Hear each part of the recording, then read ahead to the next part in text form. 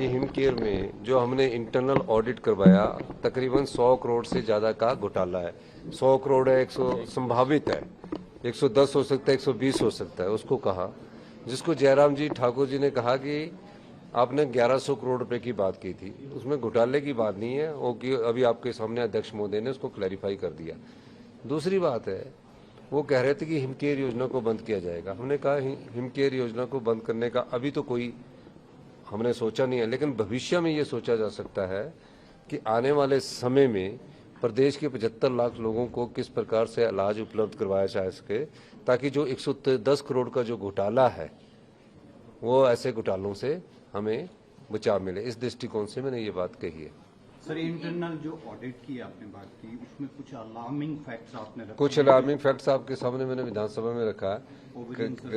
कई मर्दों का ओवरी सर्जरी के उन्होंने हिमकेयर के तहत पैसे दिए हैं, और कई और चीजें हैं जो अभी इंटरनल ऑडिट की रिपोर्ट हमारे पास आ चुकी है, और इसकी मैंने फिर विजिलेंस को जांच करने का ऑर्डर दिया है। निश्चित रूप से अभी तो 2 जगह की जांच का पता लगा है। 2 जगह की जांच में, एक टांडा में और एक आईजीएमसी में 110 करोड़ के घोटाले का पता लगा है, जो प्राइवेट हॉस्पिटलों को दिया है। अभी उसके बारे में तो हमने अभी जांच नहीं की। दूसरी एजेंसियां, उसके बारे में हमने जांच नहीं की।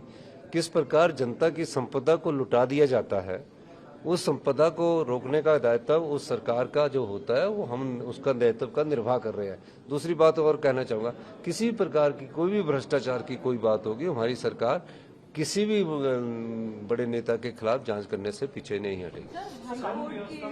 जो सिटिंग जज है उनसे भी जांच नहीं, वो तो एक टालने की बात होगी। अभी तो स्टेट विजिलेंस ने फैक्ट लाया, जब इंटरनल ने ऑडिट ने फैक्ट ला दिए तो उस फैक्ट के बाद आगे बढ़ा जाएगा। स्कीम को लेकर आपने एश्योरेंस भी दी है। स्कीम में हम सोच रहे हैं कि इंश्योरेंस स्कीम में जाया जाए, और स्टेट्स के मॉडल को हम अध्ययन कर रहे हैं ताकि उसका ऑडिट हो सके।